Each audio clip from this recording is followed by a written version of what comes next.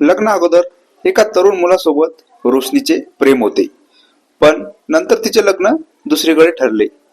लग्न झाल्यावर रोशनी तिच्या सासरी गेली.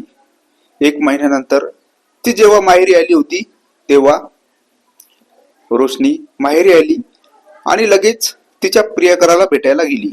लग्न झाले तरीही ती त्याला विसरली नव्हती आणि त्यांचे प्रेम अगोदर सारखेच होते. लग्न अगोदर रोशनी त्याला जसं भेटत होती, लग्नानंतर पण ती तसंच भेटायला लागली.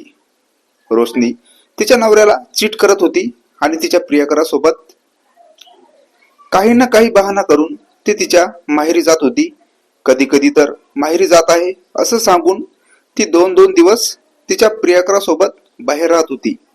रोशनीचं माहेरी जाणं तिच्या नवऱ्याला खटकत होतं. तिच्या नवऱ्याला थोडी पण भनक नव्हती की रोशनी केव्हा तिच्या प्रियकराला भेटायला जाते आणि ती खोटं सांगून तिच्या माहेराला जाते आणि तिच्या प्रियकराला भेटायला.